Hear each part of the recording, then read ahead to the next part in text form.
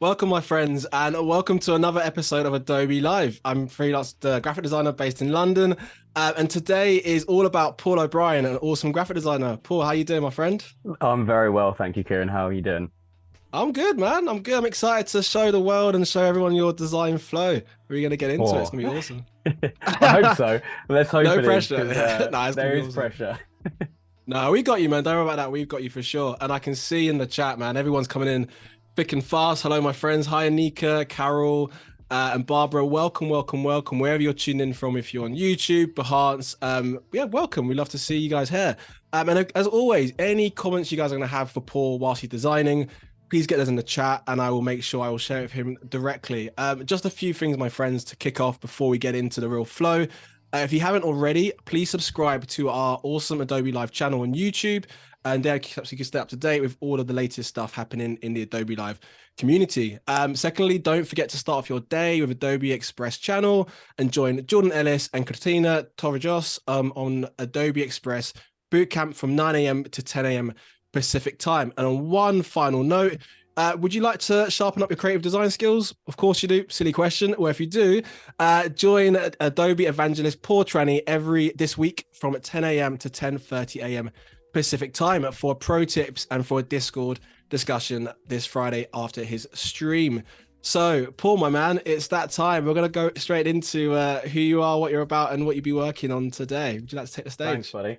Yeah, so as you know, I'm Paul O'Brien. I'm a freelance design director, new design director. I've kind of been doing freelance senior design for the last couple of years until January, where I've started work as a design director at a place called Elmwood, who are a global design agency, super successful.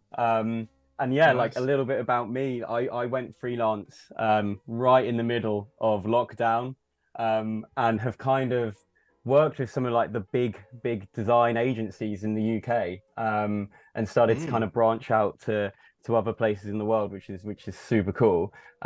Predominantly in awesome. packaging, like that's where I'm kind of focused.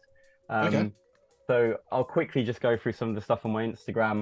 Of I course. say packaging, but one of the things I like to do on the sideline is like art direction. So doing a shoot with Anthony Joshua for Bulk, which is a nutrition brand, was right Nice. up there with Katrina Johnson Thompson. Literally met some of my childhood heroes growing up, like That's watching awesome, athletes and man. stuff. Yeah, Yeah. super cool. Like this is some behind the scenes stuff. He's an absolute unit. Like Just I'm six casually foot design two. art directing famous people. I love Yeah, that, man. That's literally. that's awesome. I'm 6 foot 2 and he made me feel small. Like Like a small um child. yeah. But like I say, predominantly packaging, Mm. and branded comms really. So like a really cool one I want to talk to you guys about is Byron Burgers, which is huge in the UK. They became really big over lockdown because restaurants were closed, right? So the Mm. Deliveroo was like their main source of income. And we, as an agency, Taxi Studio, they're based in Bristol. They wanted to up the kind of profile on Deliveroo, and it was Mm. in the creative process, right in the beginning stages, where I came up with the line "Give in to the burger," because the idea that you're going on to Deliveroo to get some naughty food, like give in Yeah. to the burger, and that actually turned into give in to the urge because urge is right in the middle of burger. Um, so it's a cool Nice. little thing Yeah. where it's like you can use the burgers to block the B and the R. So give in to the urge, I love the that. I naughty love your the little naughty puns desires. already. I know you're a sucker for the puns now. I know you like to drop Yeah, those in. you'll see that in today's designs, right? I Um, love that. I love that. but the main idea was all about poetry and artistry, being Okay. Byron, the poet. So yeah, if you don't already know who they are, Taxi Studio, check them out. They've got some really cool stuff, really good projects. Awesome, awesome. And I mean, it's cool to sort of see the stuff that you worked on. And again, it's always nice to sort of see the person behind the work and get to know about your design process. And yeah, for today, what would you say we'll be working on today? And the kind of first program we're going to kind of jump into, would you say?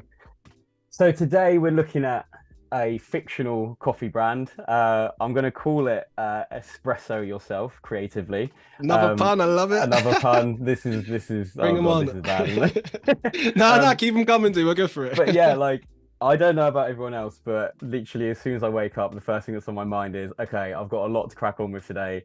Time for a coffee. Mm, I have probably have like two or three a day, which is pretty bad, but like I Borderline naughty, really no? do enjoy it. I really do enjoy it. Nice. So I just thought like, yeah, as a creative, why not give myself a little brief to come up with some creative coffee packaging? Mm. That's also been inspired by a recent trip that I went on to Dubai for my 30th birthday, which was last week. So you'll see Hey, elements nice. of sand duning, which I did, as you can see, like top right up here. We Nice. went buggy riding in the sand dunes, which was insane. So yeah, some elements from both. Nice. Also, I feel like that you're gonna be you're in the right space for those design, even coffee puns as well. I can see in the chat we've already got Clever who said, "I require a sample of this coffee, please." We've got people already.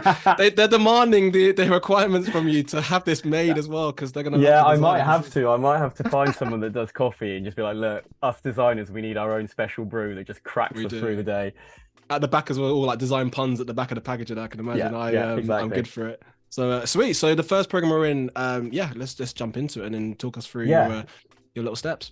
So something that I always try and do before I do anything is sketch out ideas. Cool. I went through a load of designs and landed on a sketch which I think is a really good overall structure to this pack. Knowing the category cues of coffee, they like to use nice, bold, simple designs. This like table structure to house information. So that's what this little device is down here.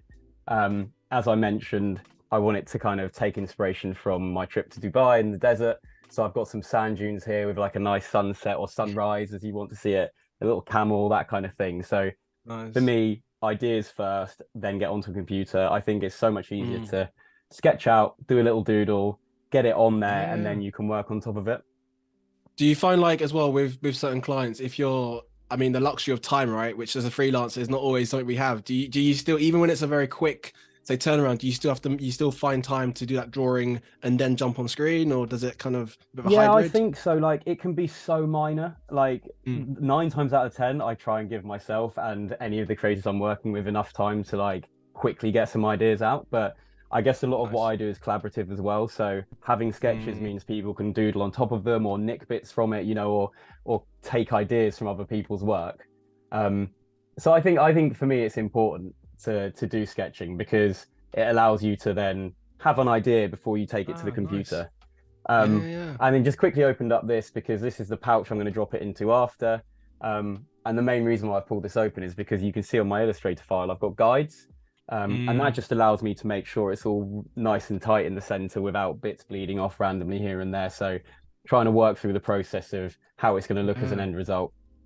That's cool. It's almost like as well, you're because again, as a designer, the more you work on it, your brain kind of allows you to know, what will work and what won't work, right? Sometimes without even Yeah. jumping on the screen, but it's cool that you've got those guys to give you a bit of a sense of where space will sit. I think that's the It's first time I've seen also actually drawing on holding a me back a package. bit, holding me No, back a no, it's bit. cool. Otherwise, I would just Yeah. go everywhere. But no, I think it's yeah, for me, the setup is as important as the finished result. If you've got a good setup, you've got yourself working methodically, then I think it should just be a smooth flow from there. Mm.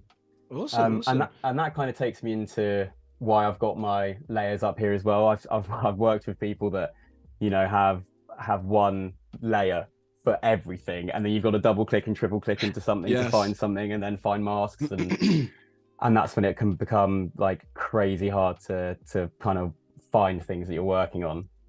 I've got a question for you, Paul, whilst you're working. So, Let's again, do it, each to man. their own. Everyone's all different when it comes to the design, but when it comes to sort of layering and like the tidiness, I mean, everyone's got their own way of working, right? But are you a color coded kind of guy? Do you put things in a certain way? How do you, or is that something over time you've just gotten better with being a bit more, let's just say, tidier when it comes to like your files? Good No judgment, I question. promise. No judgment whatsoever. I think I actually suffer a little bit from OCD, like not in a bad way, but as in like I always try and keep everything as clean as possible because I Yeah. think being a freelancer, when you're working, you don't know who's going to pick up your file after you do. So I always want to make it Mm, as clean as a design, um, yeah, design process as possible. Um, nice. I think it's also important for headspace, like not knowing exactly where something lives or the links or Mm, the actual layering. It can be problematic for people further down the line. Even yourself, if you haven't picked it up for a few weeks, you'd be like, oh, how did I do that one again? And actually, if it's laid out a super smooth process, mm. then you're in for a winner, really. That's a really good shout, and it'd be great to know in the chat. For you guys, when you're working on projects, how do you tend to kind of organize yourself? Because each design is different, and Paul made an awesome a comment there about the idea of when you send say a piece of work to someone else, another client to pick it up or a designer, they've got to jump into it, and I guess keeping that in mind as well. But yeah, we would love to know in the chat, and again, any questions you have for Paul, whether it's his design background, his education, but even packaging as a whole. If you're quite keen into that space, do let us know in the chat. Whether it's with YouTube Mahants, and I will make sure I will share it with Paul. So, Paul, my man, what are we working on now? I can see you got them in kind of layers and sections. Yeah, so what I'm doing now is I'm working on my background layer because I'm Mm. trying to get this sandy dune situation going on so that we've got a nice backdrop to play on. Nice. I've predetermined some gradients that I'm going to be using just because I wanted to. I know I've got a short amount of time on these calls that I really wanted to get something nailed and super nice. So I've Nice. predetermined my gradients already. But yeah, just working on the background layering, which I'll Mm. then add a nice kind of grain effect to, just to make it look a nice bit sandy, a bit more like the dusk of the day is coming up. Okay. So Nice. let me for instance work on this guy. So I'm going to turn off my sketch now that I've got a little bit of a layer going on, so you can see where Nice. I'm starting to come from, but I'm going to always refer back to it because it just allows me to keep into check. Mm. So what I'm going to do here is by pressing the G, you can alter your gradients really easily. Mm. I want it to look like it's the sunrise, but I also want like this really nice modern kind of gradient running through it where it's like inviting, warm, that kind of thing. Yeah, yeah, yeah. Um, Nice. in the background, I think it would be really nice to have like this really nice dark gradient coming in. Um, and you see when I add a bit of grainy texture to it, it will make it look like it really is like the sun is just like rising, and it should Yeah, yeah. hopefully help bring it forward. But you can see by Nice. by using simple gradients, you can get like a really nice effect. Mm. And honestly, as designers, gradients can be like our best friends. It can really help lift the design. 100%. Even like texture. I don't know if you're a sucker for it, but I'm definitely a sucker when it comes to like, I have like a hard drive of just different folders and like textures. If I see a nice texture or like a PNG and like, like the kind of grainy kind of feel Yeah, to it, you gotta absolutely. grab those, right? For a rainy day, you never know. Absolutely. You Um, never know when it's going to come in handy. And actually, yeah. I've got like I do a lot of packaging where it's like beers or alcohols and spirits. Mm. And I've got a file saved out that is just a metallics gradients page, like literally like 40 Nice. different types of metallics, different types of golds, silvers, champagnes and Nice. stuff. And it helps me then quickly go into that, pick it out, drop it on. Yeah, Um, yeah, yeah. yeah, having a good setup works really well. Nice. We've got some great comments actually. So we've got a comment from Jason who said similar on the idea of what you said about the keeping tidy as well. So from his side, he said I try to make things as simple and as clear as possible, just so that they can understand everything I've done. So yeah, pretty much what you were saying as well, right? Just Nice having work, things in man. place. And we've got a great question here from Anika who said, so the gradients, Paul, what are the gradients that are you using? Are these from the swatches panel? So you made these No, pre-written beforehand. No, so I've made these based off like a little bit of imagination, but also what I really like the colors working together. I Mm. think that little element of blue on the sunrise just gives it that nice little lift, because if it was just like let's just quickly do it here. If that was like a flat kind of yellow, I just don't think it like punches out as much, Mm. and it just all of a sudden looks super flat. So by having these gradients, I think it really helps lift it. Mm. But what I'm going to do now is on this background one, what I'm going to do is just drag it to the side. I've duplicated it and dragged it to the side. A simple black and white gradient, okay? And then go into my effects. And then I'm going to go into texture and then grain. So then up pops this little window here. And then Mm. what's super nice about it is you can change the intensity, you can change the contrast. I'm going to go max intensity and about like 80% contrast. And then what I'll do is I'll drag that back over so it's in front of my background. But then what I'm going to Nice. do Yeah. is turn it in appearance here and change the fill opacity to multiply, he says. Yeah. And then what I'm going to do is bring that down to about maybe 40% Mm. opacity. And then what that's going to do is just give that a nice bit of like punch. Why is that not? Yeah, it's beautiful actually. This is a classic case of why is it not working now? Oh, What this that's is meant to do the is Go on.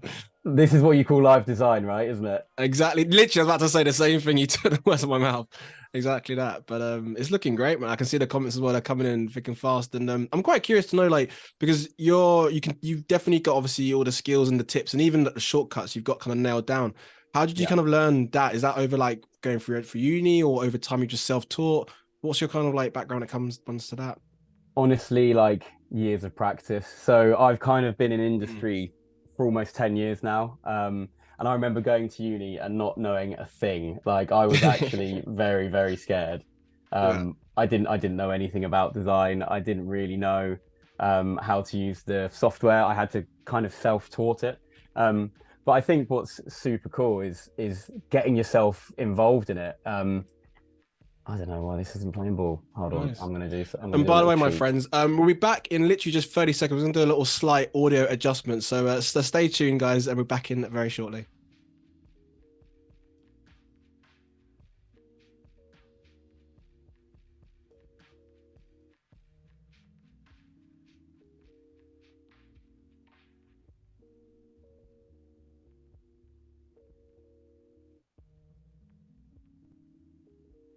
My friends, we are back. This is what happens in the live Adobe world where things sometimes go a little bit, but we're in a good place. We're in a good space, and we were just touching on gradients. We've got some cool questions for you, Paul. When you're in a good space, I'll throw them Yes, your way. let's go. I've Yeah, managed to get it to work now. I don't know why it wasn't working before, but it's all good now. But yeah, we no, needed that little let's do 30 it. seconds break, didn't we, to come back in, and then it's Oh, like, a look little what I made breather. earlier, sort of thing. Yeah. Um, so we've got an awesome question from Jason. He said, "So Paul, how do you stay up to date when it comes to the latest design trends?" Oh, that's a really good question. I'm a massive fan of LinkedIn. It's like I think it's a really good tool personally. Um, yeah, LinkedIn, just having chats with my fellow friends that are creatives, I think that's super Mm, helpful. There's obviously things like Design Week and other super cool websites that, you know, allow you to keep up to date with all the design news. But for me, it's actually like a collaborative thing. So seeing people's nice. posts on LinkedIn, speaking to people, um, actually getting out and about in the world, I think that's another thing. So you see a lot of stuff just by like moving around and without even knowing that you're taking it in, you can just like see things around you. So going into London when I go into work, there's always such a creative hub there that I just see things even Mm, through like shop windows and stuff. So yeah, for me, it's nice. a whole kind of a whole world of information that I'm trying to absorb. So I can't just pin it down to Yeah. one thing. Well, that's kind of like how for you for lovely friends on Zoe Live, like you might not know this, but myself and Paul, we've actually connected quite. I don't know when we met. It was a while back now, but we met Yeah, it through. was. Was it through Yeah, LinkedIn? I can't actually remember, but we met via the social media hemisphere. it would have been LinkedIn. Yeah, Like I it would have literally been LinkedIn, right? everyone I meet is through LinkedIn. So yeah, it would have been. So yeah, it's awesome. And again, so even I mean, even yourself, Jason, let us know where, or even anyone in the chat, where do you guys tend to find your, design trends or design inspiration? And of course, hopefully, even when your fact that you're tuned in with Adobe Live, hopefully, you guys get inspired from these. You get to see different creatives, how they operate. So right now, if you're watching, you're definitely in a good space to kind of keep that inspiration going, but keep them coming. Right. So as you can see now, it's starting to get some nice like grain to it. Um, once I finally worked out where I was going wrong, that is. But yeah, so for me, the idea of adding this grain, it keeps it like super clean. Like it's like quite a modern take um Mm, on design at the moment. I think something that's very much in trend at the moment is this gradient. It's like super clean, super white. And actually mm. sometimes it's quite nice to add a little bit of like grunginess to it. Just gives it a little Yeah, I bit like more that. kind of setting, really. I was even Right, thinking, fair. like, with the different colors that you're working with as well, like, I kind of think with packaging, it kind of allows you can be quite experimental, right? Because obviously you've got like the yellow sun, maybe the yellow sand, but obviously when you've got things in certain, styles and shapes, you kind of know what the shapes are by the object. So you don't have to necessarily go for the generic or the actual colors, what they relate to. You can kind of mix it up, because you know what it could be. And again, that's kind of the abstract maybe side of packaging. Do you tend to find when you're in shops or you're visiting supermarkets, are you kind of like almost overwhelmed by the different types of packaging out there or different objects that you see? Do you get inspiration from that at all? Do you know what? I absolutely love it. Yeah. Being like a packaging designer, going into the supermarket is not a chore for me. Like when me Yeah. and my wife are talking, we're like, oh, one of us has to do a food shop. I'm like, I'll do it, I'll do it. I literally walk up and See you in down two every days. single. Yeah, I do, I do. I walk up and down every single aisle and be like, oh, I worked on that, or oh, I'd love to work on that, or that looks nice, you know. So Nice. again, back to that comment, just taking like general inspiration from what's happened. I just Mm, go into shops, have a look around. Being in packaging, it allows me to have like a lot more access to free work basically, because every day is a nice. learning day when I go into a shop. That's awesome. It's cool to know as well like, other ways of how you find inspiration, not just on the screen. You know, there's multiple ways of how you do it. Again, it'd be great to know in the chat, you know, where do you guys tend to find inspiration? Do you like to kind of go out away from the desk, away from the computer and just, you know, immerse yourself? Or are you more of a stay indoors and just, you know, search online? Let us know in the chat. And again, Paul, we've got so many questions, buddy. But what I want to do is I want to strategically place them out, so I'm not stopping you every second because I'm loving the It's all design good. process you're All doing, good. man. Because yeah, everyone's enjoying what you're doing. It's awesome. Literally, like a pro tip I've always got as well is save your file as often as you remember it. Yes. Like, I think Yes. all creators, regardless of whether you're doing InDesign, Illustrator, Photoshop, After Effects, just hit that command save because Oh the yes. amount of times I've worked with people and it's like 5 minutes to a deadline, they're like, oh man, I've just Yeah. lost 3 hours worth of work. But you're almost relying on the autosave sometimes. If you've shut down by Yeah, mistake, it's just like, yeah, how yeah, how lucky can we get? But yeah, don't leave it to luck, my friends. Always like exactly. Paul said, always save down. So we've got a question ahead. Well, actually, we've got multiple questions, but I want to start with Marsha, who said, so Paul, do you work with a mood board sometimes? Oh yeah, all the time. Yeah, 9 times out of ten, once we get a brief in, we'll we'll literally go back to basics, you know, like some of those creative uni days where you just like get loads of imagery, chuck it on, whittle it Yes. down, you know, pick out keywords, things that you're really liking that's in trend, that aren't in trend, category Mm. learnings, like it's not just that's why I like doing sketches because it's not just a case of like they've given me a brief, go straight onto the computer. For me, it's like look at the hard stuff first. So for Mm. me, if they say like, oh, we're doing a new beer brand, I'll go straight to the supermarket, take photos of all the beers in there, maybe buy a Yeah. couple, you know. I was gonna say, Uh, I was waiting for that part. Yeah. consumer research, you got to Of know what you're course. doing, right?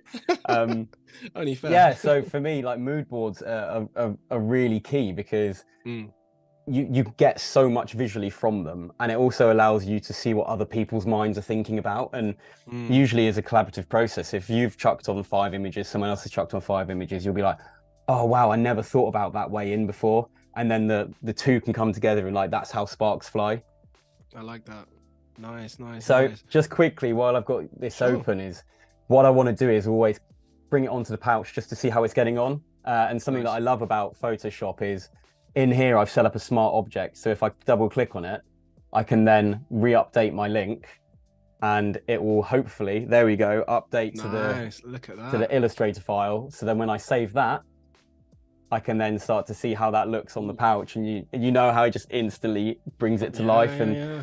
something that I always do, no matter what kind of project it is I'll always try and get it on the substrate that it's meant to be shown on, so then the clients can really get behind it as a product. Because right now you're like, oh, Mm. that's a nice poster potentially, but actually Yeah. seeing it on here, you actually start thinking, oh yeah, that looks like a pouch now. So In situ. Yeah. exactly. Right. So now I've got my background locked in.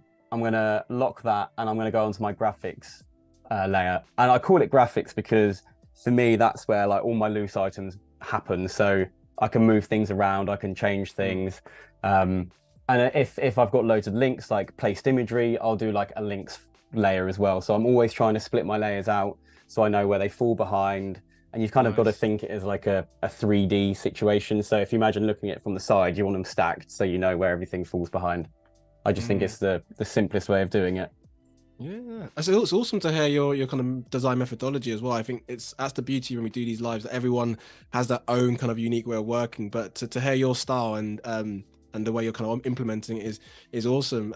We've got a really good question here from Melina, who said, "Do gradients translate well into printed packaging? Do they tend to complicate the process?" That's a great question, Melina. Thank you. It completely depends.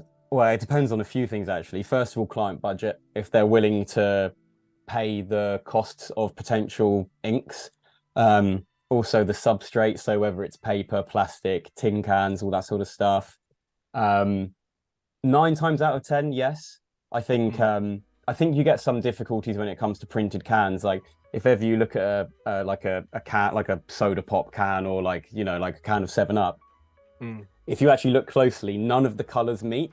There's like a fine silver line in between each of the colors, because when the colors drop, they've got to expand onto the can. So they've always got to leave a Mm. tolerance so that when they meet, they don't like blur and mush and go Interesting. horrible. Okay. So that's a little bit of trivia now. So if ever you pick up a Yeah. can, you can look at it and be like, oh yeah, there is like a little silver line around every single Yeah. thing.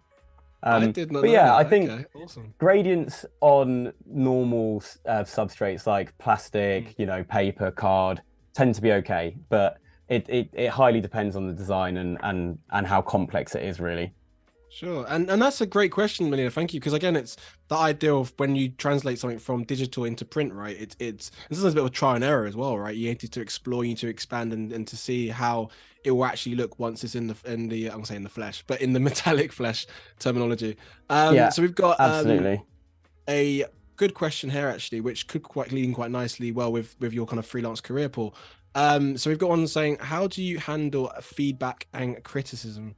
Oh, So keep it tough PG, of skin, course, but tough it's skin. okay. No, you, at the end of the day, I've just learned to deal with it.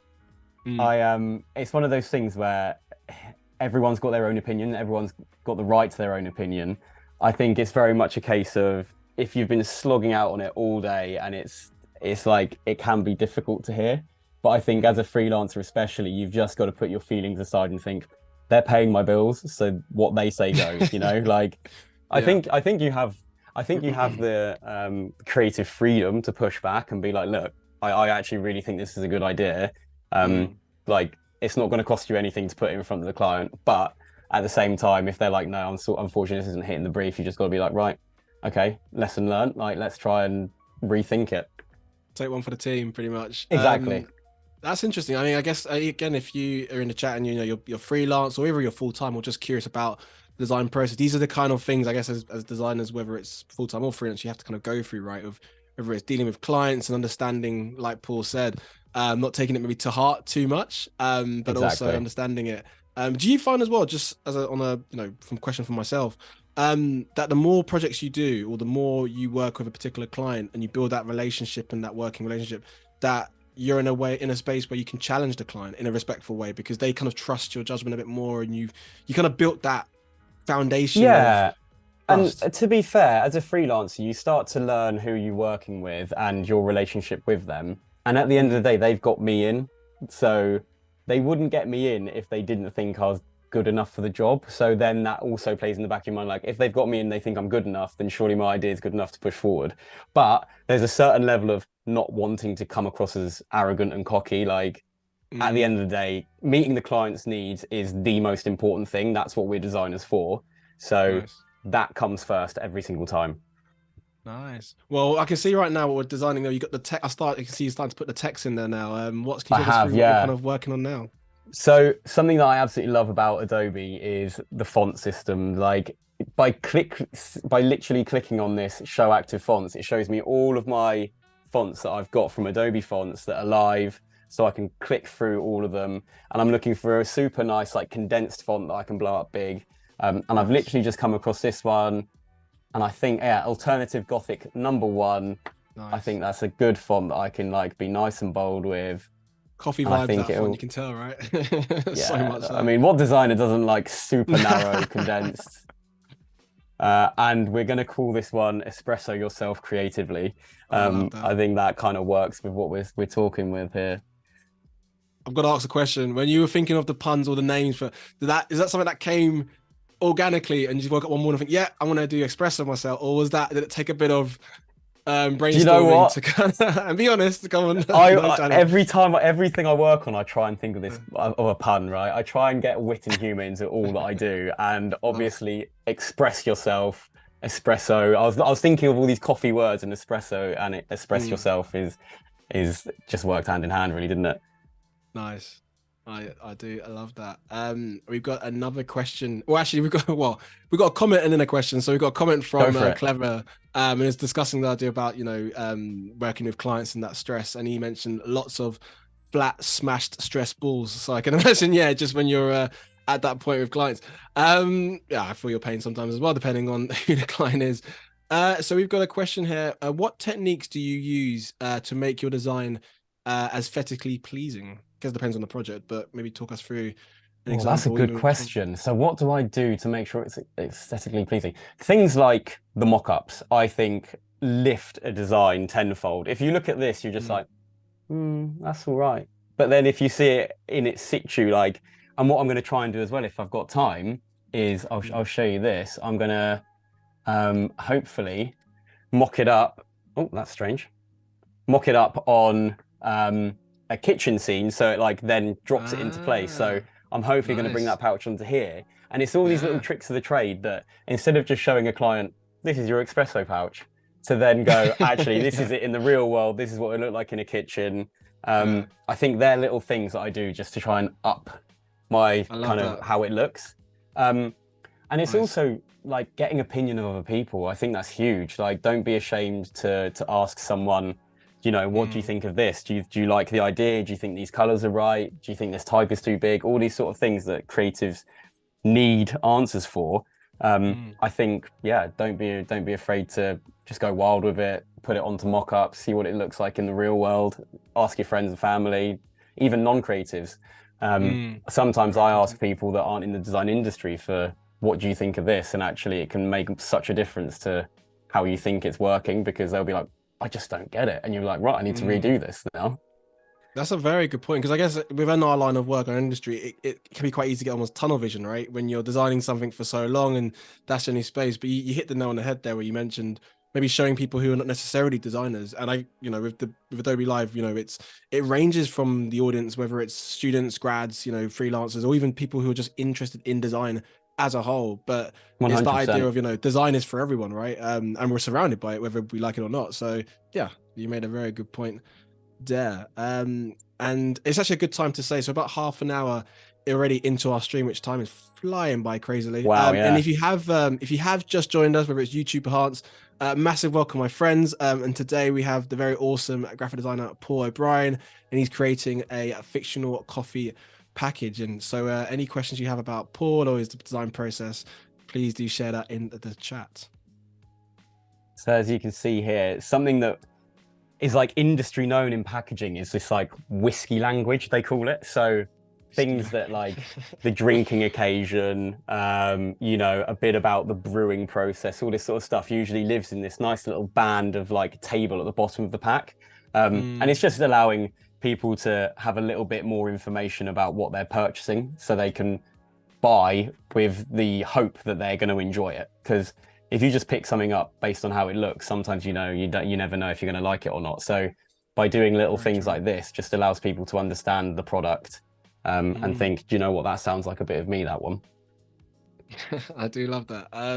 We got a really good question from Melina again. Who said, "So we're going back to your mockups that you showed us in Yeah. Photoshop. Where do you tend to kind of get your mockups from, Paul?" Do you know what? It's one of those ones that it can be from absolutely anywhere you find online. Like, Yeah. I think I used for this one, it was something called like Mockup World or something. It was a free Ah, I know that download. one. Yeah, Yeah, that it's a one. go-to for creatives. But there's so many Yeah. things on like Behance when you can pay like $5 or $6 for them, and they're going to be really Mm, good quality. mm, For me, sometimes the free ones are just as good because it's about getting the idea across rather than it looking like the finished article. So mm. yeah, there's quite a few places you can look at online, but just simply Googling, coffee pouch mockup PSD, it will give you a Nice. whole list of web pages that you can click on, and then you can find the right one for you. That's an awesome tip. And again, for you guys in the chat, if you're new to maybe working with mockups, Paul made some really good examples of places you can go. Of course, Adobe stock as well, and again, even Behance.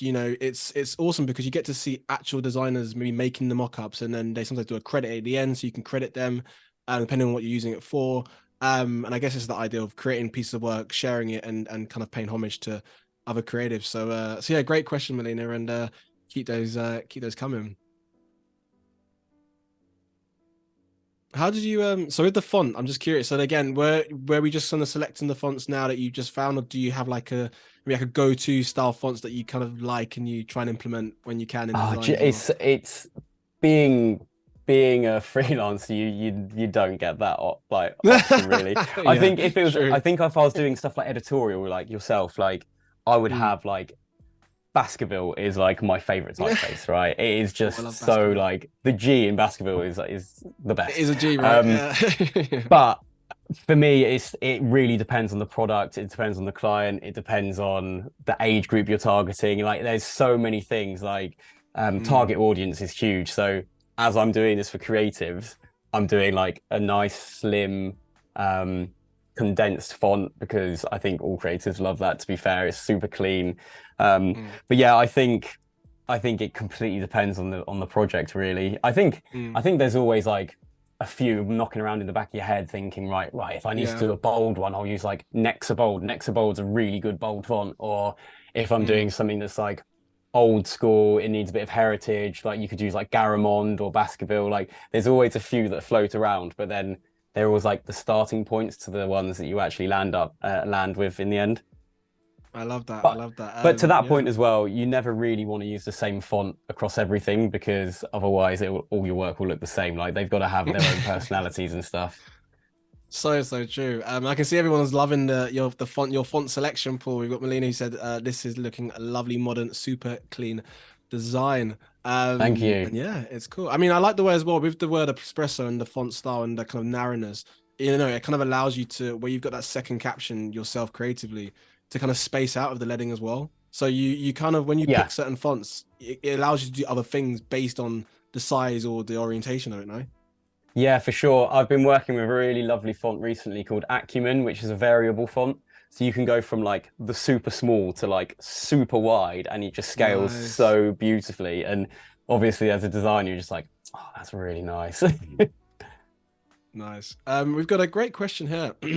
So this person said, "Hi, I'm an aspiring graphic designer. How do you conceptualize a design? Can you share some tips?" Whoa, conceptualize a design. Again, that kind of goes back to sketches for me. Mm, It really depends on the product and the project length and the client and the budgets and you know if they've only if it's a startup brand for instance they've only got a super small budget then mm, sometimes doing sketches is the only way you can get an idea across without spending too much time because designing like as you've seen this the sketch took me maybe 3 or 4 minutes to do but designing it is I'm still doing it almost 40 minutes in you know mm. so it again it depends on the scale of the project and the budget and the client and everything but I Very true. like I said going to sketches first is such an easy win I would say. Mm. No, that's great to hear. And that was a great question as well. I mean, it's nice to hear, especially if you're just starting out, which it sounds like you are as well. You know, in this industry path, you know, when you get to listen and watch professionals like Paul, you know, you get to see his methodology, but also hear about, you know, his way of thinking as well and seeing that it can translate to your own. So yeah, great question and keep those coming. And Paul, I've got a question for you, buddy. Would you like to Yeah, hear a coffee joke? It'd be crazy of me please not to do, throw a coffee please joke. do. I've been waiting to use this Have you been all brewing this the up for a long time? Possibly. I'm just Oh, you saying. didn't even get it Right. brewing. I know, I got it actually, but I was waiting for it. Right. So, are you ready, my friend? Be awkward thing. Let's go, let's go. Why did the coffee bean keep checking his watch? I don't know. Because he was pressed for time. Oh, for That's goodness sake. terrible, isn't it? That's a dad joke, isn't it? That is That's a so bad. really It's so bad good. dad joke. I'm That yeah. sorry. I had to get out there. I'm not gonna keep that one. You're never gonna give me the benefit of a good laugh. I love that. No, Anyway, no, you don't even any deserve it for coffee that joke. one. I don't even think there's something in your coffee if you make it. That's horrible. There we go. There we go, my friends. We're keeping it light-hearted. But yeah, going back to design as always. So with the packaging, are you working on just the front, or are you doing anything to do with the back or side view or anything else? Or Yeah, at the primarily? moment, I think pressed on time, I'm just going to do the front of pouch, but then show you how by bringing it into Photoshop, you can really bring it to life. I'd love to Nice. do the whole brand. I'd love to get it done. I'd love to drink espresso yourself creatively, but I Yeah. just don't have the time today to be doing that. But I Nice. thought while we're here, let's give it a bit more fun. So what I'm going to do is just outline this, and And what I'm going to do is I'm actually going to try and turn this O into a coffee bean, just so then it really does like sing Nice. coffee, you know? Okay. Mm. I don't know how this is going to go, obviously designing live, but here we go. So what I'm going to use now is like the pen tool, and I think what they kind of, this is just going from like my own head, but they kind of have that kind of shape to them, don't they? This is going to be super loose and hopefully a bit free. And then what I'm going to do is I'm just going to give that a key line and then make that nice and bold so it's got a nice breathing space. And ideally, I want the line width to kind of be the same width as the counters of like the O and the P, so then it looks like it's part of that font family. Nice. And I'm just going to visually like put it to where I think looks about right. And then I'm going to outline that, so expand it, and then that'll give that a stroke for me, so then that becomes a shape. And then I'm going to select that, go into my Pathfinder, and then knock that through. Nice. Okay. Just gives the design a bit more of a, oomph to it. This is one of the things. I'm my own worst nightmare when it comes to creative. But I mean, you can't really see that's a coffee bean, so I might. Do you think? Do you know what it is? I guess because of the nature of what it is, and even the text, you by default that would be a coffee bean, even though the shape might not be 100% to the dimension of a coffee bean. You get it, but I like your thought process behind that though. That's really cool. Well, let's try something different. Let's make it out of this where it's a bit rounder and see if that helps land the idea. So this is one of the things you sometimes have to think outside the box and just push it a little bit more. I think that's starting to look more like a coffee bean. Definitely. You're gonna have a flood of people wanting to make this into production after this stream. I hope you know that, right? I mean, the demands are in, man. Yeah, I mean, I could always do with a coffee, so let's get it to work. Right. What I'm going to do is just go back a few steps, because what I always like to do as well is have the original to the side, just in case it doesn't work out and you don't like it. And that's part of design, like knowing when something works and when it doesn't. I think I don't know if that looks better, you know. So I might. Well, let's have a vote. What we could do? Yes, you beat me to what it. What do people think? Do we keep it nice and simple and like clean, or do we keep it? Maybe if we did like side by side view of like the I think you had the first one though, and then that way we can do a little cheeky poll in the chat and then see what people are thinking as well. So one of the best things about Illustrator is artboards, just being able to quickly do something like that. Definitely. I've got the best commenter actually, probably a comment of the day actually in the chat here. I like my coffee like I like the Death Star, large on the dark side and strong enough to destroy a planet. That's amazing, Gareth. Yes, that's a good one. Thank you very much. That is a good one. That was much better than my joke, I'll tell you that. But that was awesome. Yeah, it was. It was. Oh, thanks, mate. I'm doing my best. Been up all night making that. Okay, cool. So, hang on. The one on the left are you saying to have it either really simple, so no image in the left?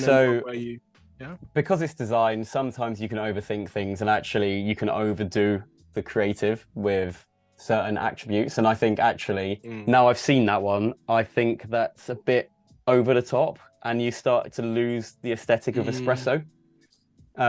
So I actually think the one on the left is a little bit better. Yeah, let us know in the chat if we can do a little poll potentially, Anika. If we so maybe left or right, depending on what style. So left being a bit more simpler, and then the right version being where you kind of integrated that swirl into the O. Let us know, and then once those results come back, Paul, I'll share them your way. Brilliant. From my side, do you know what it is? I think because, and this is just so subjective, right? But the swirl in the O on the right, it goes so closely to the swirl in the desert. I don't know if it's so close to so maybe that's from my eyes a little bit. I do love the Odo. I think it's almost like you'd keep it, but then maybe the swirl could be, I don't know, either above or below. But my brain. So you want a bit more of a line break here. Yeah, I think so. Yeah, good shout. Good shout. That definitely helps it. So what I'm going to do now is I don't have the time of day to draw a camel. So what I've done is I've gone into Adobe Stock. And just downloaded some camels, and I think what I actually like when I saw this one was this guy top right that looks like he's actually moving. I don't want him to be static. I want him to be walking across the kind of the He's horizon line. active. Mm. What I'm going to do for now is just work to the one on the left because I personally think that looks better. I would pick that one up over that one. I think that one's trying a bit too hard. Cool. So yeah, what I'm going to do is just flip this guy. And the thing that I love about Adobe as well is like properties is such a handy one to have. Like it brings up all the things you need to kind of work with in one simple little tab. So top right here, I'm just going to flip him, and then that allows me to hopefully get him to look like he's walking up the sand dune a bit. Okay. I don't want him too big to like block the sun, but you know, just like that nice silhouette of like the morning sunrise, getting him walking up there. It's a bit like how you start your Monday morning, maybe just trying to get up that that sand hill and just it's exactly that. Ahead. Exactly like that. And I'm going to keep him like pure black. I think that looks really nice when it's just like super black against that sunrise. And then what I'm going to do is I'm going to dupe him. So I'm just going to copy and paste him, and then using that tool, I'm going to flip him upright. And then what I'm going to do is I'm going to match the feet up here, so that when I bring him down, I can create like a super long shadow as if it's coming from the sun. And then by pressing E, it allows you to free transform. So then what I'm going to do is bring that down here, have that nice and long. And then I'm going to change that to a gradient as well. So then what I can do is knock that back. So if I put that then to multiply, it then allows that to sit in the background of everything. Nice. Yeah, I like that. And then you can play with the gradient just to make it like, you know, knock back a bit less. Maybe a little bit more of the body, and then I think I'm happy with that. It's interesting because it's all about perspective as well, no? I guess we've done a few projects before with other designers on streams, but there's always that perspective of how light hits an object and that shape that it makes. So it's quite interesting seeing how you're working with that. Absolutely. And then something that I always like to do as well is by using my guides, just always try and keep to them. So the beauty of having guides is having like a central point. I love symmetry where possible, and although it's not a symmetrical design, having the camel bang in the middle allows me to kind of get that to a point where like aesthetically it looks balanced. That's a very good point. Paul, so we've got some good news and bad news about the poll. Uh-oh. So the bad news is that it's literally a split decision. So we've got 50-50 because no one can decide. And the good news is that the designs are so good, no one can pick. So there we go. Like you've already made the executive decision to go left. So we're good for it. So thank you, my friends, for voting. It's actually really good to hear that even when you think you're right, you're not always right. So, but on this occasion, I'm right. So I'm going to get rid of that one. We've got a great comment actually from Afia here who said, I prefer the simplicity of the left, but it's hard to know what the product is, I guess, from a distance. So maybe, I guess the simplicity of what you're working on now is maybe a little bit easier on the eye, depending on because how people read and legibility wise as well. You might even see just espresso, no? But then you kind of would think it's espresso based on the coffee type. But yeah, I mean, sometimes some of the simplest hacks. So actually, that's a really good point. What I'm going to do is I'm going to lock my background and I'm going to group that so that I can move it nice and easily, is actually spell it out for people, you know? Nice, yeah. So we can call this a coffee brand for creatives. And then that way we can understand it from a touch point. It's super easy. And then what I'm going to do is just give it a bit of added extra just to make it fit in with the rest of it. Again, a really good call that actually, if you didn't know what it was, is espresso yourself enough of a code language for you to understand what it is. True. I think that's actually gone a bit too small. So what I'm going to do is now remove the and brand and just have that nice and big. So coffee for creatives. And then that way it will be a lot more legible from a distance. That's a very good point. And actually, it looks as though that split decision has now turned into a final decision. So it looks as though the right version, the one of the image actually has won. So there we go. With Each the to their with own. the with the beam. It looks as though that was the one on the No right. No, way. I think it was. So the It plot was. thickens, Oh, I'm man. gonna have to go back some steps. Do we really want to do that? I'm Undo, happy undo, to. undo. No, I'm kidding. No, you're good for it. Yeah. But again, it's nice to show, show you guys the options, and again, you're seeing Paul's design process, and we're actually integrating and interacting as well, which is awesome. But it's a good time to kind of mention now. So we've got about just under half hour, even less than that actually now, until the stream is over. But if you've got any questions that you would like to share with Paul whilst he's designing, please do get them in the chat. And there's also a great time to mention as well, if you're enjoying this stream and you would love to, hopefully be featured yourself, or someone who would like to be featured, or even better, someone you think would be awesome to be featured, please submit your recommendations in the creative tab on Behance, and you'll see there, and you can click and go through the process that way. So yeah, thank you for joining us, and let's keep cracking on, Paul. Brilliant. So as you can see here, I've just uploaded it onto the pouch, just to kind of bring it into context again, and I think that's starting to look pretty good. What I love about using mockups as well is you can get things called like puppet warps, right? So you can actually alter your warp slightly. So I was just like, that E looks a bit funny. So what I'm doing is I'm pinning places I want to stay fixed, and I can just move that one in a bit. Nice. Just to kind of get that one straightened up. And you can do it based on the actual mockup itself, or whether you want to be a bit freer with it and just let the mockup run itself. But sometimes 9 times out of 10, you've got to make little amends yourself. And now that E is a little bit straighter. But this is the sort of thing where you could spend absolutely ages doing things. And in terms of a mockup, it may not be necessary. But it's interesting though that that's it's one thing to just drag and drop on a package, but it's not a flat surface. No, it's not a poster, say, on a wall. You've got that product inside as well. So it's nice that you're thinking about how the text will actually sit up against the product itself, with the exactly shape. And we've got a great question actually here from Anika, which is touching on the fonts that you're using and the different sizes. So Anika's asked, how many type sizes, Paul, would you recommend when it comes to using in packaging? Oh, a good question. That's really difficult to answer because it completely depends on the product. For sure. I think you've just got to work out your hierarchy system. A lot of the time, the actual product is the most important thing. And then second to that is usually the brand. I know it sounds silly to not always put brand first, but sometimes you buy the product over the brand. So for instance, I don't know, if you're looking at Heinz tomato ketchup, you look for ketchup before you look for Heinz. I know that sounds funny, but the whole brand is actually Heinz, but you're actually looking for the keystone. You're looking for ketchup, you're looking for red, you're looking for all the cues that belong to it, but you're not actually looking for Heinz specifically. And that kind of goes back to almost any of the products. It just completely depends on the brand itself. But a little rule of thumb, if you're working in packaging, you never really want to go below like 0.3 point. There's little things like on a can, you can't print below 0.3 mil, like it just won't work. So there's always like things you've got to remember as you're working, but that just comes from experience and speaking to senior designers and creative directors and print specialists, all that sort of stuff. Like if you can get yourself onto any tutorials or like watch YouTube videos about print, that will open up your mind about how things are created and how far you can push things.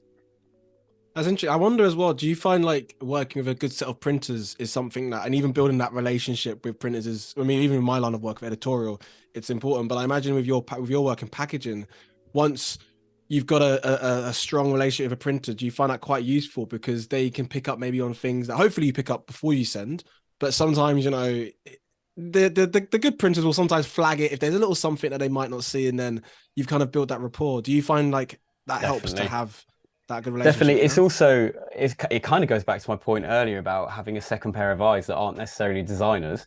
They can look at something and be like, that's not going to print. And then you're like, oh, I could have done with that bit of advice 3 weeks ago, So yeah, like chatting to printers and trying to understand exactly how things will work in the process, and it can't print on that substrate. If you're using inkjet, we wouldn't recommend doing this, but if you're using laser, you can do that. And, all the different types of techniques that can completely determine the outcome of the product.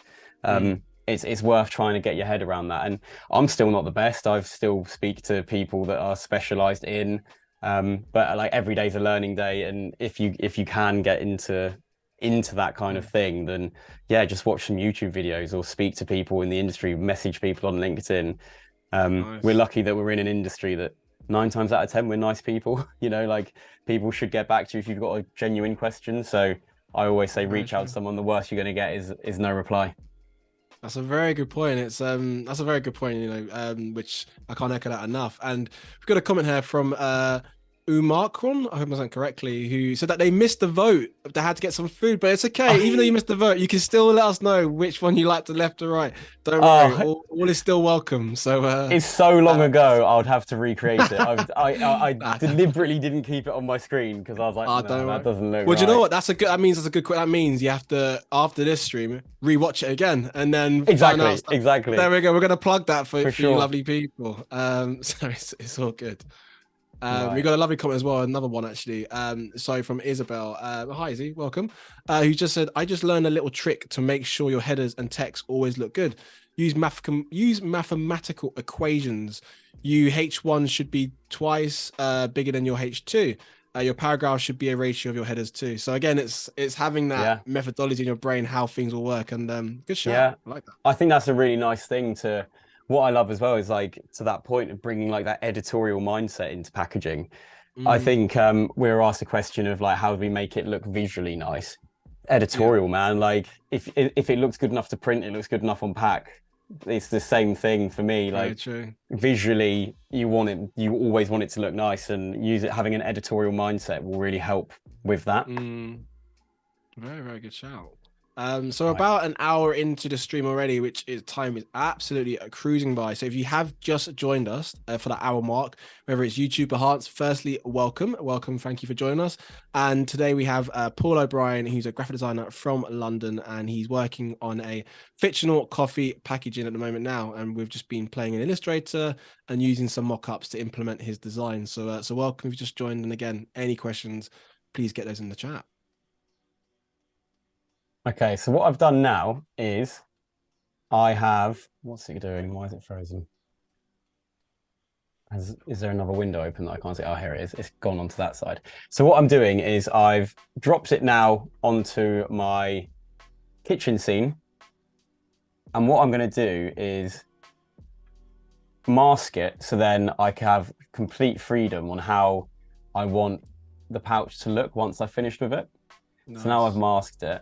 This is going to be very quick, by the way, guys. So please don't judge me No too judgment. much. You're in a safe space, don't worry. You're in a safe space, promise that. But yeah, now that's on here in its own little pouch mock-up, what I'm going to do is I'm going to try and make it look as realistic as possible so that if the client was ever getting to see this, they would think that looks great. I can see that in my kitchen. So first things first, that lives loosely on here and obviously it just looks plonked on there. So what I'm going to do is I'm going to Command J to duplicate it. I'm then going to flatten that bit. So flatten image. No, I'm not. I'm going to flatten the layer. How do I do that? There we go. Rasterize the layer. And then I'm going to apply layer mask. So now what I've got is just a loose pack here, which I'm going to then flip upside down and drop underneath. And then if we remember the warp tool from earlier, there's a slightly simpler version, which is just a wrap tool. And I'm just going to bring my edges up to kind of match, but it doesn't have to look perfect. Because what I'm going to do then is using the masking tool is get my brush and just do a nice simple gradient fade. So then it looks like there's a bit of a reflection on the nice marble surface. Yeah. That just kind of helps it come to life a bit. And just simply by doing something like that, it already looks like it's sat in that kitchen scene now. For sure. It's the little things that makes a big difference, no? In terms of design, exactly. And you can play with the opacities and stuff. A little tip I always do as well, I think it always looks weird when it's bang in the center. So I always try and move it off a bit and just like have some contrasting colors behind it just to help it like jump out a bit. I'm not I'm sure I actually love gonna. more that beautiful marble material or your coffee packaging design. I think it's a Nick and Nick. Nick and Nick. Oh, They're I both appreciate that. awesome. Thank you. Um, Also, something else that to make something look realistic is shadows. So Mm, again, this is going to be a super loose file. But what I'm going to do is just get my brush tool, just do, oops, just do a simple one like that. And then what I'm going to do is do a mask effect on here and then just working in with my brush, mm, just make it like super small and clean. I'm just going to do something like that and then just get rid of the rest. And then what that'll do is that will allow us to play with a bit of a shadow effect that just allows it to look a little bit more real, a little bit more on the table, on the marble surface. And then you mm, can move these to where you want just to make them look like it's realistic. And then, yeah, looking using your good. brush, just kind of get in there and just have a bit of fun with it. I think something that I've always been asked when I'm working with visualizers is like, does this look real enough? And I was like, if you've got to ask Mm, it, then no, it doesn't. Do you know what I mean? You've got to, very true. if you don't think it looks real enough, then Mm, do what you think it needs to look real. Um, so very for true. instance, there would always be a little bit of low light underneath here, like a little bit of hard shadow in some of those areas. So Mm. just by bringing in that there, but then I want to clean that up because I've got a little nick here. So you want to go in there and just clean that up. You just want to reduce that a little bit as well. By the way, whilst you're working on it, I'm quite curious. So when it comes to Adobe programs, like do you obviously you're packaging, it seems like you're heavily in Illustrator and a bit of Photoshop. Do you are they your kind of go-to programs or do you dabble in anything else within the Adobe space or Yeah, so I use a lot of InDesign as well. I don't want to publicly say this, but I've used Adobe After Effects. I'm not the best motion graphic designer. That's why there's disclaimer motion out? graphic designers in the world. But I have dabbled in it. I think, like I Cool. said earlier, if you can take influences from like editorial, print, all this sort of stuff, and bring it into your design, for Mm, me, another like revenue, if you like, or a stream of work that I think can massively impact your creative is something like digital and motion. Like if you can mm, think with a motion head, then you can speak to other designers that work in motion to get your ideas across. And it can also influence some of your design. Like I'm working on a product at the moment, which I'm not allowed to say, but I've got an idea in my head that when we come to release it, we can have it spinning so you get to see a 360 of it. So by thinking of okay. that in mind, I know like where things want to go on pack and like how I want to say Sure. a certain thing here, a certain thing there. So Oh, yeah, Paul, you having a can't tease sort of us with a spinning product and not say. I know it's an NDA I've speak, so, I but it sounds literally awesome, man. A yeah. spinning product. Yeah, Okay. it's oh, it's going to be great. It's going to be so good when it comes out. Right, so what Love I've that. done, just saved that, and as you can kind of see, like this has brought it to life now. I've tried to choose an image in the background where it's got like some nice colors that kind of balance it out. So like these copper pots in the background, that helps sing with the rest of the pack, and it just makes it look like it's landed in that Mm, kitchen. Um, and then yeah, it's just what I love doing as well is you can work so hard into a pack, but actually just like the finishing touches of something can really help it kind of mm, sing out, and little things like shadows and whatnots just they just give it a little bit of an edge that I think mm. just make it seem a bit more real. And we touched on it as Right. well early in the stream as well about when you're producing a piece of work and then you show the execution to the client. You know what you're doing now. I guess it's it's the latter part of the process, but it's quite cool because that allows a client to just visually engage how it will actually be used, how it will work. And again, for anyone who's quite new in the design industry and they're seeing this, hopefully it gives them inspiration in terms of when you design a product, actually showing the execution, showing that extra element of how people can actually visualize it, whether you're a designer or not makes a big difference. So yeah, it's quite cool to see you edit it. But actually also, and I'm putting it out there, I don't think I've ever seen anyone edit. When you get mockups, that's cool, but then you kind of just slap it in, press save, and you export. But it's quite cool to see you editing the actual mockup for it to work in line with what you envision. I think that's quite Yeah, cool. You taking the time to do that. I think you'd be naive to just pick up a mock-up and just go straight onto it and hope it looks the best. Like Mm, sometimes you need to adapt the little things just to make it work for that exact product and that exact design. So what I'm going to do here is I'm just going to do a simple tease to this is what the range would look like because we've got a little bit of time now. I'm we surprised I've have got got time, time. but yeah, let's do. So this one I feel like on the left is that's like your Monday mornings, you know, it's a slow morning. You've got something that you need to crack on with. Mm. I'm going to call this one Deadline Day, because what I'm I going to love do that. is do a seriously long shadow because this camel is walking very late into the night. This camel's seen a few things. I like Yeah, that. so that's going to be a nice, super long shadow from the sun because it's late night. Um, and then what we're going to do is change that sky so it's nice and dark. We're going to flip that gradient so it's like a nice nighttime sky. Mm. Just going to move that to the side so I can get back into here. And then what I'm going to do is I'm going to try and keep the gradients the same. But I'm just going to add an element of darkness to it just so that when it does kind of be a much richer, like nighttime purpley sky. There we go. That's looking nicely. I like that actually. That's quite cool. And this is one of those things where actually as design, you can just have the freedom to play around with it. And, you know, like Mm. sometimes ideas work, sometimes they don't. And right now I actually think that sun doesn't look quite right. So I'm going to turn it into a moon. Actually, that's what I'm going to do. Why not? Whilst you're doing that, got a comment from Izzy here. He said, "I feel like every day is deadline day." So yeah, I feel like freelance. We can echo that, So do right? I. That's so funny. Yeah, I guess that's the type of type of work that we do in our industry. But also, you It gotta have sure fun with it is. as well when you can. So yeah, keep those comments Yeah, coming, my friends. exactly. And then what I'm going to do here is I'm actually going to reduce that gradient somewhat so that it's like a super, super dark.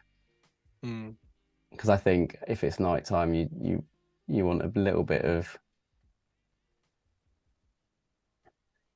But yeah, these are all little things that just what something I love doing is just playing around until you think it visually looks quite nice. And Mm. let's get that But I like gradient. as well that the way you've obviously duplicated the artboard and then we're showing variants. I think that's quite cool because obviously we've got time, which is great, but also I think it's nice to sort of see how the process can actually, evolve as well, right? Whether it's slight changes to the background or to the type, it's kind of cool. But even the sun, the position of the sun makes a big difference because that has an impact obviously on the overall mood, no, on the actual overall design. Exactly Um, that. So as you can see now, like that one does kind of suggest, oh, the sun is rising. And then mm, if you look at the one on the right, you think, oh, that's quite like a late night one. And obviously you don't want a coffee late at night. So only crazy people would have a deadline day coffee at 2 o'clock in the morning. we're But going back some you time know, now, mate. Those were the days. Yeah. yeah, exactly. It's all been done before. I remember at university when I was drinking Red Bull at like 3 o'clock in the morning, you know, just to Oh, get my yeah. dissertation done. And I was like, oh, this is not a good idea, but needs must, you know. Of course, of course. I'm actually going to change his position as well because I think it's quite nice to have like different positions of the camel just so it Mm. helps change up the design a bit. Do you know what my brain's really fit? I mean, I'm definitely going off piece here, but when you're at the train station, you kind of go up the escalators and then the picture's kind of ascending order by kind of gradually going up. You can imagine step by step, the camel's kind of making his way up the stairs or like kind of like the morning. I don't know. My brain's been because I'm seeing them side by side and the variants. It just feels like it almost feels like you want to do a stop motion or some sort just to show the gradual build Yeah, up, yeah, no? Yeah. the sun rising, the Yeah, moon going down, and the exactly. camel Yeah. walking up. Yeah. Yeah, that could be the next stream. Who knows? I don't know if we make that for another Adobe live stream. Who knows? We do a bit of video work and the comments in the chat is going really well, man. We got Jason said this looks amazing, and everyone's loving the design. And Umacron who said nice reflection too. So it's looking Oh, good. So I'd say brilliant. we've got Thanks, about guys. 5 more minutes or 6 more minutes or so, and then we're gonna be doing like a nice little recap once we've done those 6 minutes, and then Yeah, see great. where we're at. Cool. Brilliant. What I'm actually going to do here is just give it a little bit of a personal touch of drawing in a little tick, just so people know that that's the one we've worked on today. Mm. And what I'm going to do here is go scribbly, just so it's a bit more That sort of style, no? fun. Okay, nice. Just so it looks like it was done by hand. Mm. I don't think that effect is quite right. So what I'm going to do is go into my brushes. Let's say brush options. There we go. And let's just reduce that.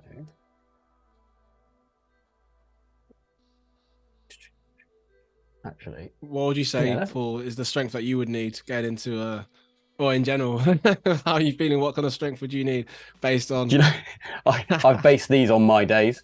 Um, Okay.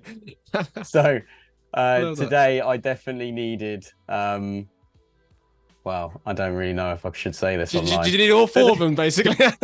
All four plus more, just like Yeah, I exactly. haven't No, made your coffee yet. That's how strong it is. this is what I had this is what I had this morning. Yeah. Even though it's a Wednesday, and this is what I had before joining the call. I had a quick pick me up. That's the thing, actually, because I guess the time difference, and again, it's so for you guys don't know this as well, ladies and gentlemen, it's so Paul's based in London, so it's always good to know where everyone's tuning in from. So let us know in the chat. But yeah, I mean that's the beauty sometimes the time difference, no, where you mentioned as a freelancer, you might have to jump onto calls if especially if you got US based clients in an evening call or time difference. But yeah, it's always cool to let us know where you are streaming from. Yeah, brilliant. And do you know what? I don't like that. So what I'm going to do is just do a nice simple cross. This is the thing with design that for me, it's trial and error. Like until I know when it's right, I just have to keep going until I'm like, yeah, that's working. That's what I want to see. And actually, something like that, I think fits a lot Yeah. more into the aesthetic. That's So I'm going to save that. I guess that kind of rugged tick felt a bit like nothing else in there's everything's quite refined, though. Exactly. It's a So sharp that's edge. the thing. I think you've always got to test the design and see if you're liking it. If you don't like it, get rid of it. I think you have the freedom and flexibility to do things that you like. So now that'll automatically update on this one.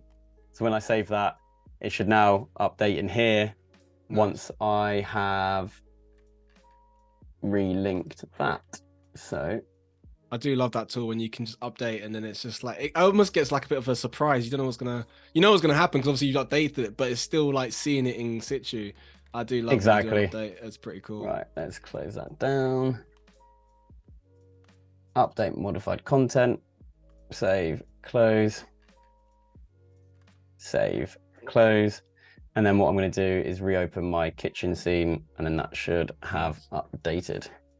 He says with I've actually got a great question for the chat, actually. Based on those kind of four things you mentioned, the tick boxes, well, if you zoom a bit more, I'd be curious to know, depending on where you're viewing from and the time, of course, that you're viewing at, if it's breakfast time or dinner time, which ones would you tick in the chat? Which one would you go for? Can you zoom in perhaps in the question so everyone can see? So we've got oh yeah, of course, deadline day. And then sorry, maybe I just want to make sure. I just want to make sure that's updating in here, and it looks like it's going to now. There we go. There we go. Right. So here we are. Here's the. We could add in more. Like just one of my scroll. one of my puns was hump day, but because of the camel. But then I thought actually no, like mate, you're the king of pun. Yeah, your jokes are much more funny than mine. I'll put that out straight. There's always a Wednesday coffee that's needed. That's for sure. And it's a Wednesday as well. Yeah, man, you're on board today, man. I didn't even clock onto that hump day, and then the Wednesday too. Yeah, let us know in the chat. I mean, which strength would you go for? Are you a Monday? Well, not Monday morning, but Wednesday morning in this context. Going to briefing, quick pick me up, or deadline day? Which ones are you going for? I can see already people in the chat are active on this. So we've got Anika who said none, no coffee after noon. Yes, okay, wow. I like that. You've got the rules. The rules are in place. Without rules, there's chaos. I like that. Tania, oh, she's saying the location. Isabel, who said coffee all day. Coffee is my blood type. That's funny, but worrying too at the same time. That's a bit of me. Yeah, that's a bit of me. I like that. Get that checked out. But yeah, that's quite hilarious. Nice. I'd say we've got about maybe 2 more minutes. I'm giving it to the granular, no pun intended, coffee bean moment. So then we'll do maybe like a nice little recap at that 7:45 mark UK time. So wicked. Yeah. Well, I hope you guys have enjoyed it. I've actually really enjoyed doing this. So I was a bit nervous coming onto this, thinking I'm going to stuff this up. But actually, I really like the end result, and having people talk through is good fun.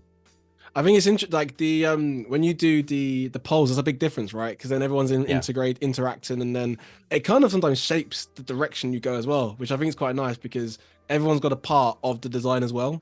So I think that's quite cool to kind of bring everyone in. We've got Tini who said, I like an espresso after dinner. Yes, Yezinil, I hope I said that correctly. Coffee is life. Jason, not a coffee drinker. Tea, yes, I'm snapping for that. I'm a mint tea kind of man. No. You're not into Well, tea, not maybe tea. maybe next live stream I'll do some tea. Yeah, you're gonna have to go through all walks. So you're gonna have to do coffee, tea, and then maybe a gin and tonic, depending Yeah, on oh the yeah, I could do a mood. gin and tonic. Yeah, It's just brilliant. gonna, well, we know what it's gonna be called. It's gonna be called creativity, isn't it?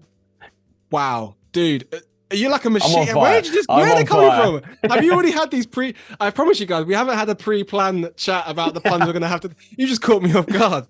Yeah. I do love that. So yeah, there we go. We've got some beautiful chats in the comments, comments in the chat, I should say.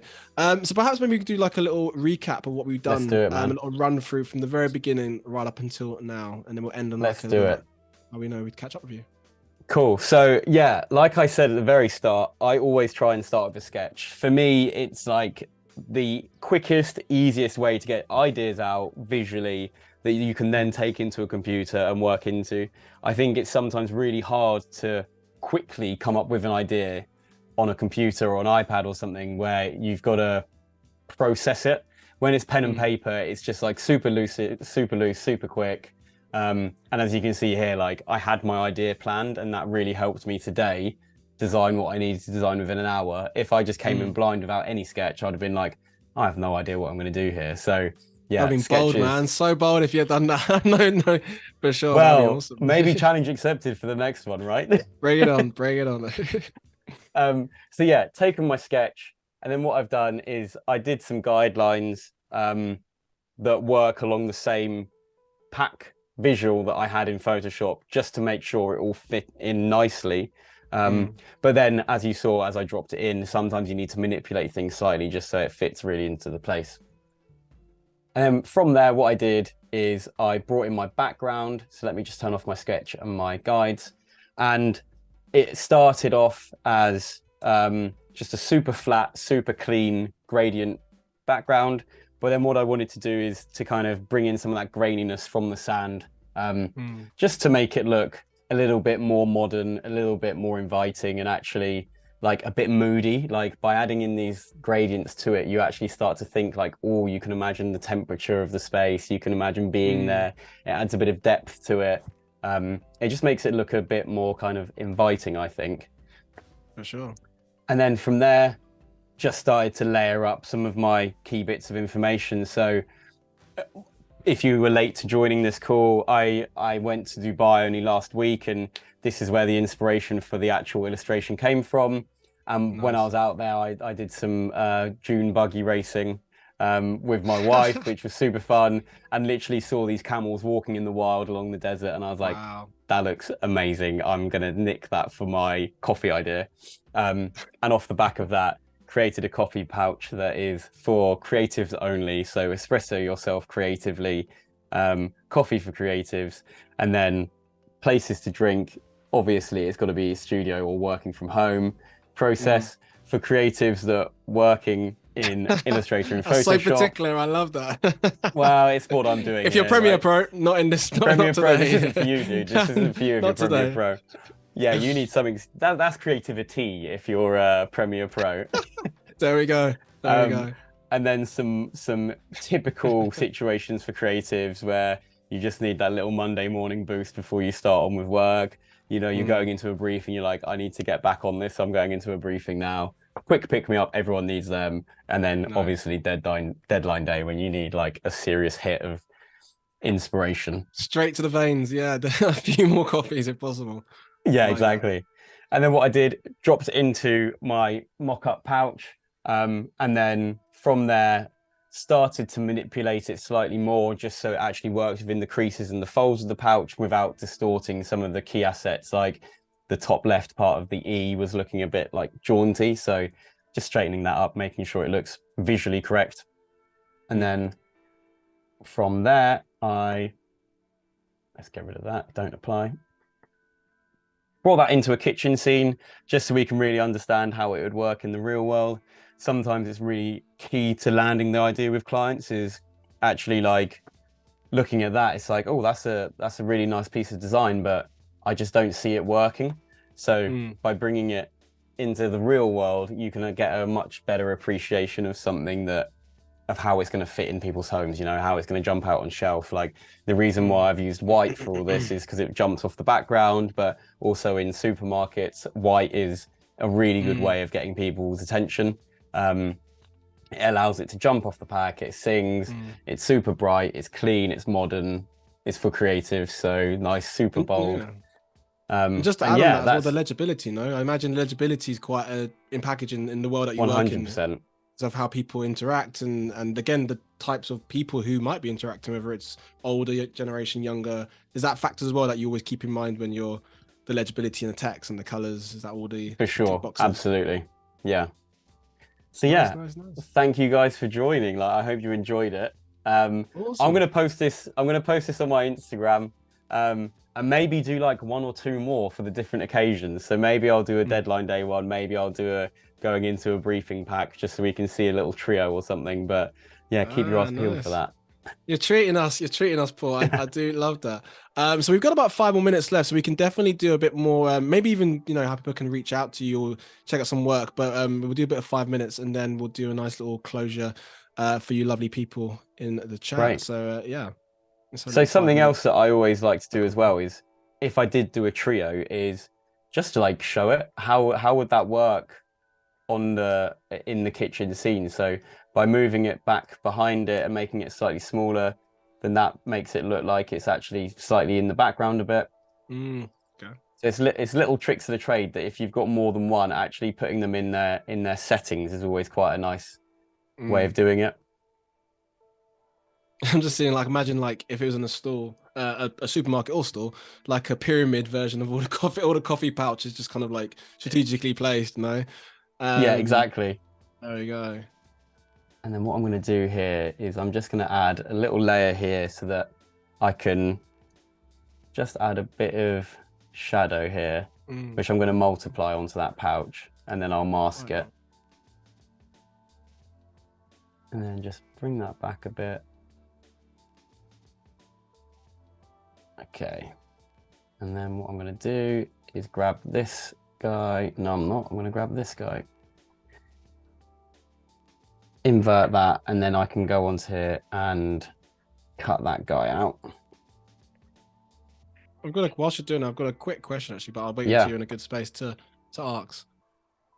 Yeah, go for it. Well, no, I can talk. Let's go. Yeah, multitask. You're better than me then. I struggle on that. So when it comes to obviously, nice.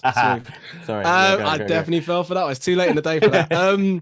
So when it comes, obviously, you show us the design process, you show us the mock-ups as well. When you then say send a PDF to the client, are you doing like a presentation doc, which you then put everything in, or do you kind of send them as individual assets files?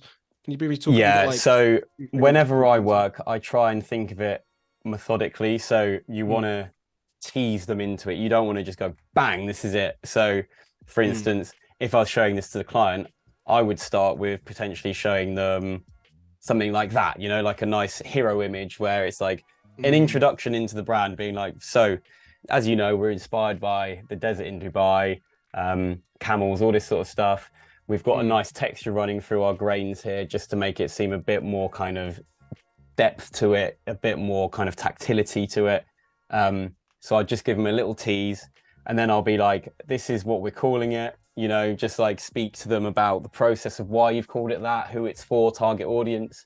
Then you can be like, this is it as a flat graphic, and then the hero image of bang, this is what we wanted to do. This is how it looks on, in store, on shelf. So a lot of the times we actually mock up whatever we're working on onto the shelf. So like I say, I'd go to the supermarket and take a picture of that shelf of all the beers lined up, for instance, and then I'd actually mock up that beer brand onto the shelf so then they can see it against all their competition, and just see how well it works, So for instance, on this one, you'd mock that up onto a potential supermarket aisle that has coffee pouches or coffee bags. And then you can be like, look how much espresso stands out compared to Costa or Starbucks pouches, and it really helps them then land the idea better by putting it into context. You can always darken out the other products as well, make it super shiny. Yeah, you could do your little tricks of the trade.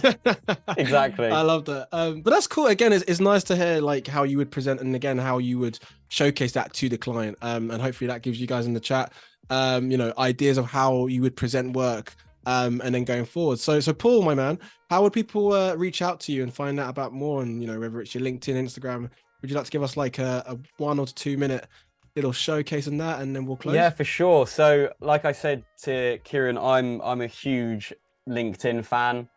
Literally just search for my name, Paul O'Brien. I should come up straight away.